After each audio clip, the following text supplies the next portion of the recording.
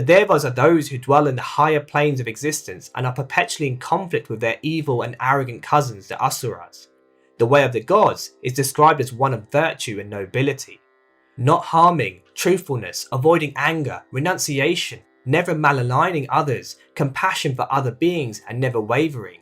It is these qualities which pave the way for one to achieve liberation from continual rebirth, whereas the path of the Asuras leads us to further bondage. Essentially, one who is ruled by asuric qualities lives to feed the ego.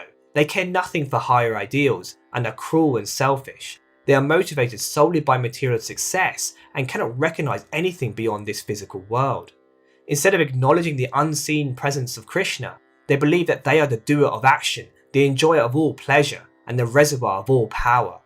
Such persons repeatedly fall to lower worlds and suffer the consequences for their hatred and immorality. Krishna specifically points out desire, anger, and greed as the principal vices which open the doorway to these lower realms. He asks Arjuna to abandon such qualities and take seriously the ideals contained in the revealed scriptures. But Arjuna asks in response, what if one ignores the scriptures and acts of his own will? What will be their fate?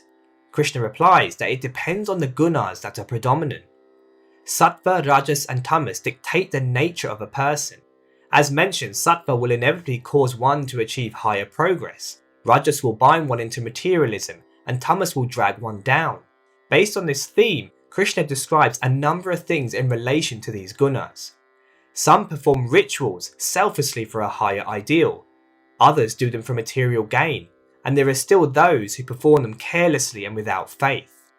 Gaining control of ourselves is also important, but performing such austerity can be done in different ways. Ideally, the body, speech, and mind should be restrained for the benefit of others and to remain in a serene state.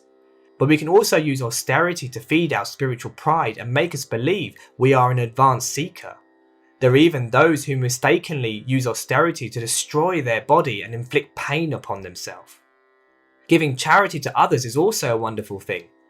But how we give is critical. When we give in a detached way to the right people at the right time, it is sattvic. When we give to receive the respect and accolade of others, it is rajasic. And when we give to those who are unsuitable at the wrong place and time, it is tamasic.